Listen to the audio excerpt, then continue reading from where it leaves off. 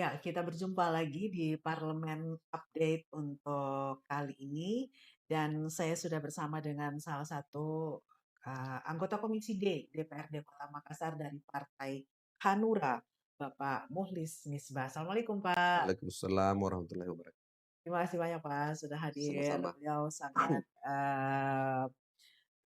terbuka ya untuk diajak berdiskusi dan juga welcome untuk menerima undangan kami hadir di studio ini seperti biasa. Ini mungkin sudah kali kedua atau ketiga ya Iya. Pak Mulis hadir di sini untuk bisa kembali berbagi inspirasi dan juga melakukan semacam evaluasi ya apa saja yang sudah dilakukan oleh Dewan khususnya di Komisi D DPRD Kota Makassar. Dan seperti biasa, untuk Anda bahwa Komisi D itu adalah komisi yang menangani hal-hal yang terkait dengan kebutuhan dasar masyarakat. Salah satunya adalah pendidikan. Yang akan kita bahas hari ini adalah bagaimana mewujudkan generasi cerdas dengan mengkolaborasikan pendidikan dan mewujudkan makan bergizi gratis ya. Kalau orang sekolah makanan yang bergizi ya pasti pendidikannya juga lebih mantap lagi. Baik, langsung saja ke Pak Mulis. Pak Mulis, untuk gambarannya sampai di 2020, tahun 2025 inilah kondisi untuk pendidikan dari akses pendidikan, kemudian pemerataan pendidikan, sekolah, dan tenaga pengajar yang Pak Mulis lihat di lapangan seperti apa, Pak? Terima kasih banyak, Ibu. Jadi pendidikan di Kota Makassar memang ini perlu prioritas Ya, yang yang kuat untuk menciptakan atau melahirkan generasi-generasi yang unggul. Di mana sekarang ini kita ketahui bersama sekarang ini bahwa eh, tahun-tahun akhir ini kan mhm, eh, penggunaan penggunaan digital ini kan semakin semakin sudah tinggi sama anak-anak ya, dan pengaruhnya cukup besar. Oleh karena itu, kemarin kami rapat monitoring evaluasi dengan Dinas Pemberdayaan Perempuan dan Perlindungan Anak mhm. menunjukkan di Kota Makassar ini sudah sangat cukup tinggi angka HIP Oh, ya. dan eh, LGBT. Oh, ya, LGBT LGBT. ya, ya. Ya. Menurut jadi hasil temuan ini yang kami dapatkan di rapat monitoring dan evaluasi dengan Dinas Pemberdayaan Perempuan dan Anak Mhm. membuat kami wakil rakyat di DPRD Kota Makassar perlu memikirkan langkah-langkah apa yang harus diambil untuk Oh, menurunkan atau menghilangkan angka ini, ya. yaitu HIP dan LGBT. LGBT. Karena itu kami minta kepada pemerintah kota melalui dinas pendidikan dan stakeholder yang terkait untuk segera memikirkan langkah-langkah apa yang harus diambil. Salah satu langkahnya adalah saya minta kepada dinas pendidikan untuk menerapkan kembali pendidikan pesantren kilat Oke. di setiap tahun ajaran, baik itu kelas 1, kelas 2, kelas 3, dan seterusnya. Ya, Karena pendidikan seiring dengan majunya teknologi sekarang ini, betul, Pak. kalau tidak dibarengi dengan akhlak dan moral yang baik, maka sebaik apapun generasi kita akan hancur ke depan.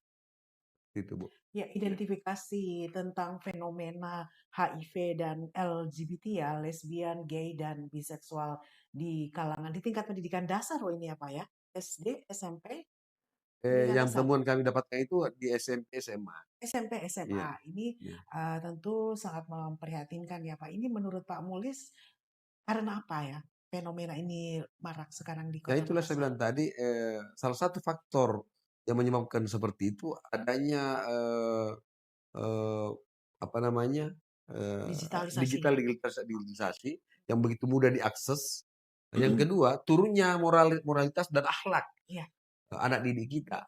Nah, oleh karena itu, yang kedua juga banyak penyebabnya adalah akibat broken home yang ada Oke. di dalam rumah tangga, sehingga anak-anak ini mungkin begitu nyaman di lingkungan LGBT-nya dibanding di lingkungan rumah tangganya sendiri. Betul. Nah, oleh karena itu, salah satu langkah yang saya usulkan kepada Dinas Pendidikan dalam Mhm. hal ini Dinas Pendidikan dan saya usulkan pemerintah kota dalam hal ini Dinas Pendidikan adalah, Ya. tumbuhkannya kembali itu pendidikan akhlak dan moral melalui pesantren-pesantren kilat di setiap tahun ajaran baru. Oke. Iya. Selama ini itu memang belum dilakukan ya, Pak? Sudah, Ya. kemarin-kemarin kan sudah, tapi di akhir-akhir ini kan itu hilang lagi, Oke. tidak dilaksanakan lagi. Oleh karena saya minta ditumbuh kembangkan itu kembali pesantren kilat di setiap tahun ajaran. Iya. Jadi, hanya di pesantren kilat itu kan berarti tidak masuk di kurikulum ya, Pak? Kan sebenarnya kan begini, Ya. selama ini saya cross check ke Dinas Pendidikan, memang, jatah untuk pendidikan agama itu sudah berkurang, Oke. sudah cukup berkurang. Oleh karena itu kembali akan ditambah kembali, tambah pendidikan pesantren-pesantren, karena anak-anak kita ini tidak tidak semuanya masuk di pesantren. Ya. Banyak di pendidikan umum, oleh karena itu pendidikan umum inilah yang menyelenggarakan pesantren kilat. Mhm. Mungkin bekerja sama dengan pesantren atau bekerja Ya. sama dengan, Departemen Agama. Yang jelasnya adalah bagaimana, eee, hati dan kepala anak ini diisi dengan pendidikan akhlak, moral, supaya dia bisa berbudi pekerti. Ya, iya. Iya. Dan, dari hasil pengamatan di lapangan sebenarnya identifikasi untuk, hal-hal tadi tersebut Pak Mulis, lebih banyak di mana? Di pusat kota, di pinggiran kota, atau di mana Pak? Di Makassar hampir semua, Hampir semua ya? pinggiran dan tengah kota hampir semua, Oke. iya. Jadi kita bisa dapatkan, bisa perhatikan di kafe-kafe kalau malam itu memang Iya. sudah ada komunitas-komunitas tertentunya, Mhm. iya. Dan hasil kolaborasi dengan, dinas terkait itu seperti apa Pak nanti tindak lanjut yang akan mereka lakukan? Jadi sekarang kami insya Allah tahun 2026 kami Iya, dari DPRD Kota Makassar, khususnya dari Komisi D akan menginisiasi iya. Perda HIV dan LGBT. Oke. Iya. Substansinya apa ini Pak di Perda ini rencananya? Eee, saya juga belum belum belum tahu persis, tapi intinya adalah Mhm. perda ini kami buat untuk, mengantisipasi, berkembangnya, Iya. dan meningkatnya HIV dan AIDS. Oke. Iya. Nah, Komisi D juga salah satu mitranya Dinas Kesehatan ya, Pak, ya? Iya, Oke, yang untuk HIV ini sebenarnya, sedikit saja untuk datanya sebenarnya secara fenomena memang terus meningkat atau bagaimana? terus meningkat di Kota Makassar. Meningkat ya? Iya. Oke, Dan oke. salah satu penyebab meningkatnya itu tadi adanya hubungan LGBT. Hmm. Nah, artinya sebenarnya ini, kami ingin buat perdanya ini untuk menyelamatkan generasi generasi muda, generasi bangsa kita, karena kita tahu bersama bahwa HIV ini adalah penyakit kutukan dari Tuhan Iya. yang tidak ada obatnya sampai hari ini. Iya, penyakit kutukan. Kenapa dikutuk? Karena perbuatannya sudah di luar nalar dan di luar batas. Iya. Nah, jadi ini saya anggap penyakit HIV ini sampai detik ini tidak ada obatnya. Kenapa nggak ada obatnya? Karena penyakit ini merupakan penyakit kutukan dari Tuhan. Kenapa menjadi penyakit kutukan? Karena memang yang dilakukan sudah di luar kewajaran. Ya kan hubungan laki-laki sama laki-laki, perempuan sama perempuan. Kalau laki-laki sama perempuan saya rasa sah-sah saja. Ya Iya. kodratnya kan. Tapi Iya. kalau laki-laki sama laki-laki, perempuan sama perempuan, inilah kami dari DPRD Kota Makassar menginisiasi untuk membuat perda ini untuk menyelamatkan generasi kita ke depan.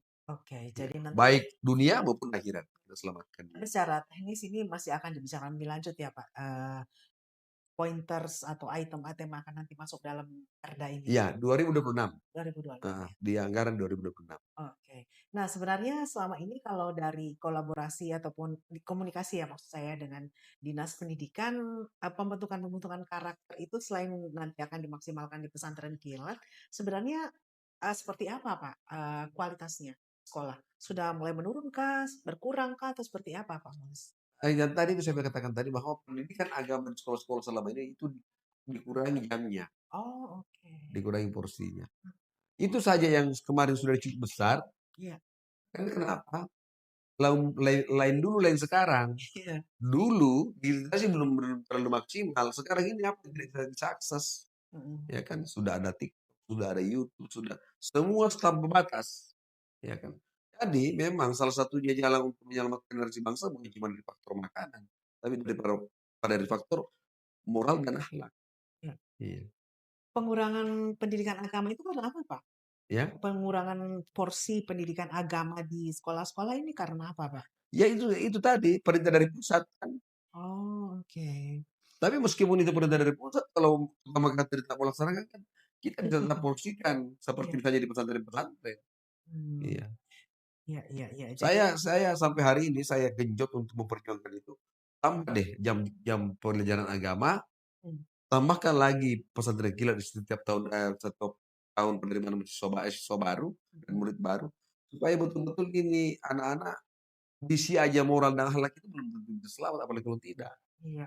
Iya. Kemudian kalau dimulai dari awal Pak Mulis, pada saat proses pendaftaran yang untuk bisa men-screening, apalagi, kelakuan atau sikap ya, sikap-sikap yang melenceng tersebut di para siswa, mungkin ada hal-hal yang bisa Pak Mulis sampaikan sebagai saran kepada dinas terkait? Sebenarnya ini kan, apa namanya, penyakit, apa, hubungan LGBT ini sebenarnya kan, menurut saya penyakit sosial.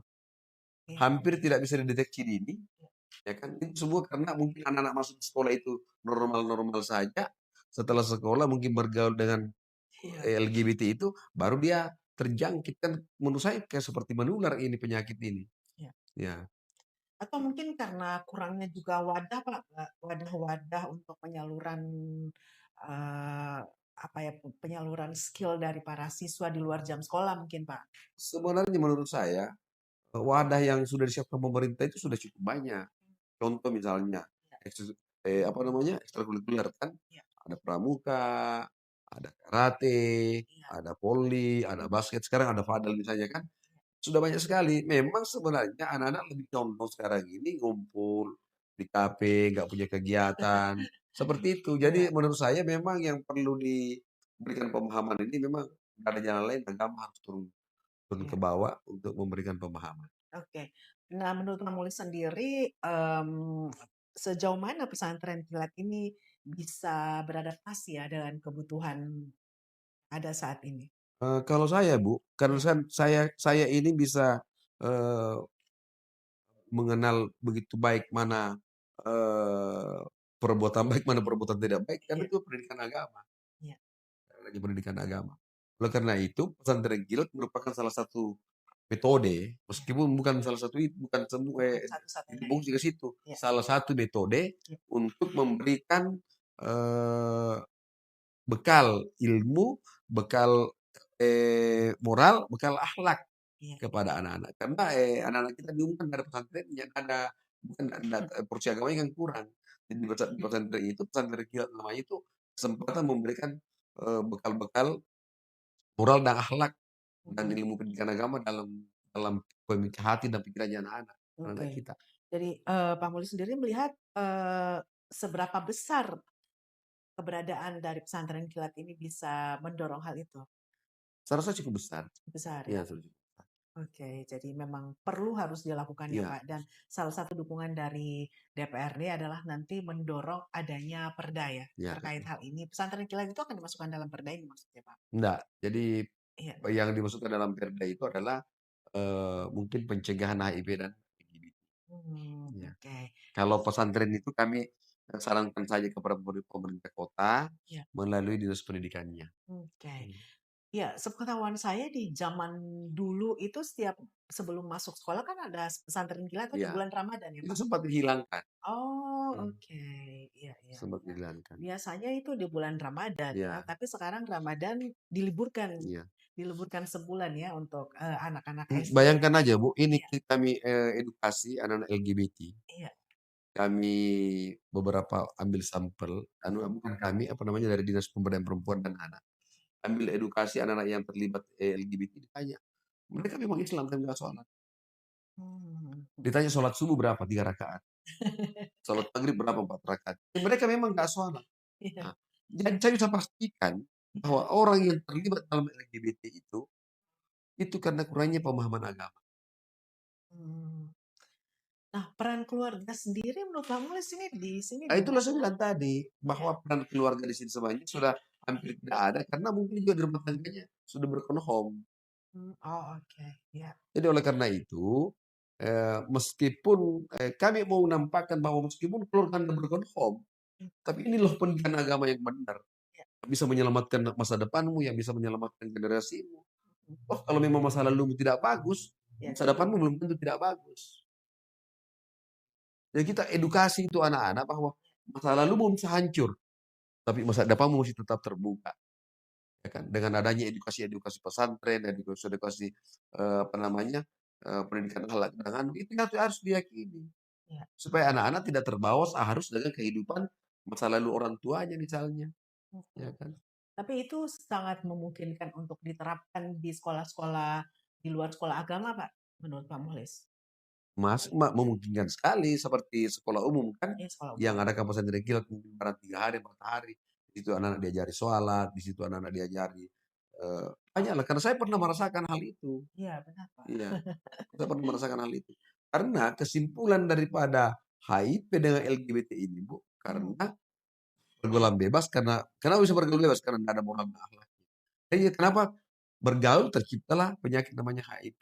iya. Iya. Jadi maksudnya pendidikan ini nanti, selain dari pesantren kilat ini ya Pak Mulis ya, diarahkan menjadi pendidikan yang religius atau bagaimana, Pak? Maksud saya melalui pesantren kilat itu, Iya.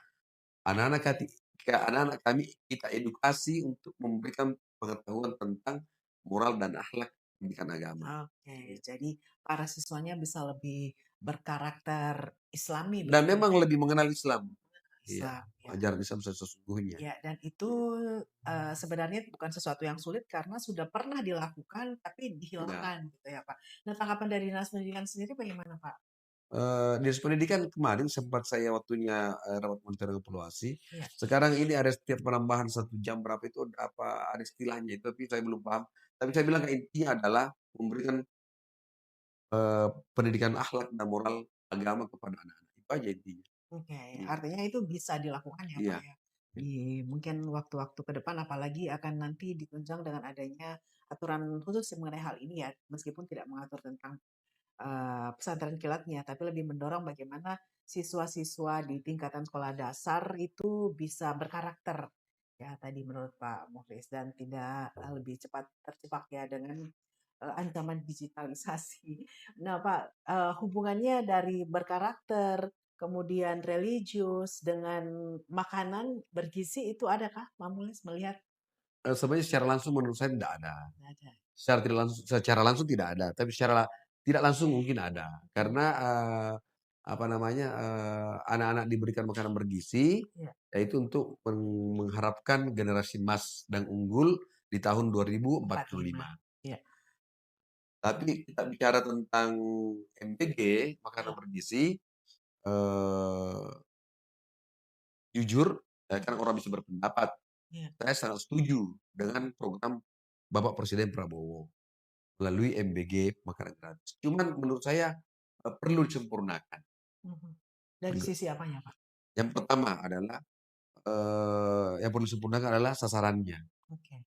Sasarannya adalah, ini yang sekarang Pak Prabowo kan ibu hamil, oke benar ibu hamil. Ya, Anak TK, oke anak TK karena memang pikirannya kan masih masih bisa dibimbing itu otaknya dengan makanan. SD, SMP. SMA saya rasa nggak perlu. mmm, mhm. SMA nggak perlu dikasih makan gratis lagi. Karena otaknya sudah bandel. Otaknya sudah Iya, bandel. Nah, maksud saya, daripada ini anggaran terbuang besar, mendingan yang nyata untuk SMA, dialokasikan aja untuk dialokasikan saja untuk beasiswa untuk mereka yang tidak mampu. Anggap misalnya, iya, untuk SMA nggak dapat lagi makan iya, gratis. Anggarannya kami alihkan ke beasiswa. iya, Bagi orang yang tidak mampu berprestasi, ini loh uang untuk pakai kuliah. mhm, Itu jauh lebih baik. iya, Yang kedua, tepat sasarannya adalah eh, anak-anak yang dapat makanan ini anak yang sekolah. mhm, Bagaimana dengan anak yang tidak sekolah? iya, Karena ketidakmampuannya. mhm, Presiden sebenarnya supaya adil memberi makanan kepada anak yang sekolah harus menyekolahkan anak yang tidak sekolah. iya, betul, Pak. Jadi kita apresiasi semua ini ke anunya Pak Presiden. Eh, apa namanya? Saya kadang tanya sama teman-teman, "Haji Munis nggak dukung PBG?" Anu MBG, dukung MBG. Tapi saya harus juga ungkapkan, karena kami kan wakil rakyat, Iya, meskipun itu pahit, kita harus ungkapkan bahwa, MBG ini sudah bagus. iya, Cuman yang harus dibenahi, ya seperti itu tadi. Yang kedua adalah, eee, bahayanya ini MBG, karena itu tadi, bahwa bahayanya karena terlalu lama itu makanan di MBG. Di dapurnya? di dapurnya. Ini yang Oke. harus diantisipasi oleh ahli gizi seperti apa punya Bu, di tanah suci, orang disajikan makanan, Iya, di situ tertulis dibuat jam 7 iya, pagi, lewat jam 10 pagi, iya, sudah tidak bisa dimakan. iya, betul, Pak. Bahkan di pesawat itu ada peringatan seperti itu kan, Pak, Ya. biasanya. Jadi di situ jam dibuat jam 7 pagi. Tidak bisa lagi dimakan lewat jam 12 pagi. Ya. Jadi jam 7, 8, 9, 10, 11, 12, 5 jam 5 saja. jam. Iya. Sementara di MBG, dimasak jam 1, disajikan jam 3, 4, 5, 6, 7, 8, 9, 10, 11, 8, 9 jam. Inilah yang membuat basi bukan keracunan sebenarnya. Di MBG itu tidak ada keracunan. Orang bikin makanan yang baik-baik semua. Iya. Cuman yang ada di sana di kemarin itu adalah basi jadi mual. Kalau orang keracunan mati Bu, orang yang makan. Tapi ini kan kan yang mati, cuma Iya. muntah, mual, pingsan. Kenapa? Karena eh, bukan keracunan apa karena basi makanannya. Mmm, Seperti itu. Oleh karena itu kami support apresiasi program presiden karena oke. ini program yang bagus. Iya. Cuman mungkin kami dari elemen wakil rakyat tidak boleh juga tutup mata untuk memberikan masukan-masukan untuk program ini lebih sempurna. Pak, kenapa harus melama di dapur MPG-nya? Proses pendistribusiannya ataukah Karena lokasinya jauh? kan satu dapur Bu melayani kurang lebih 3.000 ya sampai di STK. Oh, oke. Ya. Mmm, Satu dapur melayani 3.000 sampai 3.500. oke. Artinya kalau dia tidak sajikan lebih awal, dia tidak mampu melayani semua itu Iya, dengan waktu yang bersamaan. betul. Nah, tapi saya rasa Bapak Presiden kita dengan menteri-menteri yang menangani ini dengan Badan Gizi Nasional Indonesia, saya rasa tidak diam. Dia akan tetap membenahi sampai sempurna ini program. 3.000 per dapur MPG itu sudah standar ya, Pak? Dari tidak overload kah atau sehingga Untuk nanti sementara ini seperti itu, Bu. seperti itu ya? 3.000 Tapi ya. tidak sejauh ini tidak berdampak pada kualitas dari proses pengerjaannya? Kemungkinan besar nanti kalau memang dievaluasi, Mhm, ya kemungkinan besar akan dievaluasi lah kalau memang oke. itu kurang kurang bagus. Mhm. Kemudian pada proses, pendistribusiannya ya, Pak, di sekolah-sekolah itu disesuaikan dari titik dapurnya ya, Pak? Iya, Oh, oke. makanya dapur Mhm. tidak boleh ada di kecamatan A melayani kecamatan B. Jadi kalau Mmm, dia tinggal di kecamatan A melayani kecamatan A. oke. Kalau dapurnya di kecamatan B melayani Ya, wilayah yang ada di kecamatan B. oke. Iya, Tapi masing-masing titik itu 3.000 3.000 kurang kurang lebih lah 3.000 sampai kurang empat lebih? 3.500. Oh, oke. Di berapa sekolah itu, Pak? 3.000 itu? Macam-macam ada yang punya satu titik mungkin ada 15 sekolah, Oh, oke. ada satu titik mungkin Dan 20 memang hanya sekolah, untuk sekolah, Pak, ya? ya. Memang hanya untuk sekolah ya, dimakan bergizi gratis ini ya? Iya. Karena tadi kan, Pak Mulis mengatakan ada ibu hamil. Itu, setelah ini berjalan itu akan menuju ke situ. Oh, oke. Pembagian nasi kepada ibu hamil yang di posyandu. Mmm, oke. Nah, kalau dari sisi kualitas makanannya apa? Sejauh ini apakah setiap porsi itu sudah memenuhi yang namanya gizi tadi? Pastilah, Bu. Pasti. Iya, pasti mau gizi. Sekarang kan di situ kan ada ahli gizinya. Oke. Iya, Jadi sekarang yang dibutuhkan adalah ahli gizi untuk memantau proses pendistribusiannya, Pak, iya. ya. Berapa daya tahan dari makanan ini, dari proses pengerjaan, packing, kemudian bisa sampai ke anak-anak sekolah ya. Itu yang harus terukur. Iya. Karena kalau terlambat bisa basi. Mhm. Artinya kalau basi berarti tujuannya baik menjadi tidak baik. Iya. Maka itu harus dipantau. Yang kedua adalah sasarannya. Kalau Mhm. menurut saya berpendapat tentang itu, SMA tidak perlu. Karena SMA otaknya sudah bandel kan. Yang cocok itu anak Itu. anak orang dalam kandungan, Iya. anak TK, SD, SMP masih memungkinkan untuk diperbaiki gizi otaknya. Ya, dan, masih butuh gizi ya, kalau lebih Iya, baik ya, Pak, ya. Kalau anak-anak sudah beranjak kalau dewasa itu SMA dia butuh beasiswa. iya, iya, Iya, untuk kuliah ya, untuk dan kuliah. sudah bisa mencari makanan sendiri yang lebih bergizi ya. Oke, Pak Mulis, jadi secara evaluasi dari program, makan bergizi gratis, kemudian dari kualitas pendidikan ini sejauh ini tahun 2025 Pak Mulis ingin disampaikan seperti apa, Pak? Memang banyak hal-hal yang masih perlu dievaluasi. Iya, Khususnya di bidang pendidikan misalnya, belum belum belum setarafnya dan belum berbanding lurusnya iya, antara, apa namanya, tamatan SMP, iya, SD masuk SMP, SMP masuk ke SMA. Ini yang jadi selalu problem. Karena, sekolah SMP Mhm. belum cukup untuk menampung SD. Iya, Sekolah SMA belum cukup untuk menampung alumni SMP. SMP. Iya, Nah, inilah pekerjaan pekerjaan pemerintah, iya, bagaimana menyiapkan sekolah-sekolah supaya bisa saling berkelanjutan. iya, Pak. Iya. Jadi artinya ada kebutuhan penambahan sekolah lagi nggak, Pak? Memungkinkan untuk pendidikan dasar? Eee, Kalau saya sih sebenarnya bisa penambahan sekolah juga penambahan kelas. Yang tadinya lantai satu bisa lantai 2, ya kan? Iya, baik. Demikian mungkin gambarannya ya, secara umum jadi semuanya masih aman ya Pak ya. Iya, Masih sesuai koridor, apakah dari kualitas, pemerataan pendidikan, kemudian tadi dihubungkan dengan makan bergizi gratis ya. Hanya satu stressing tadi dari Pak Mulis adalah bagaimana mengembalikan lagi pesantren kilat ya Pak ya. iya, Itu stressing pointnya, pesantren kilat untuk membangun karakter anak didik di kota Makassar ya, lebih berkarakter Islami ya, khususnya di sekolah-sekolah umum gitu ya, Pak Moses. Terima kasih banyak Pak untuk waktunya sudah bersama kami. Sukses selalu setelah ini akan disibukkan dengan rapat-rapat pansus, kemudian juga nanti untuk rapat pembahasan agenda kerja di tahun 2026 ya Pak. Terima kasih sekali lagi Pak. iya, Salam lagi, sukses, iya. sehat selalu, dan berjumpa lagi di edisi berikutnya di Parlemen Update. Saya Silvana, wassalamualaikum warahmatullahi wabarakatuh. Waalaikumsalam warahmatullahi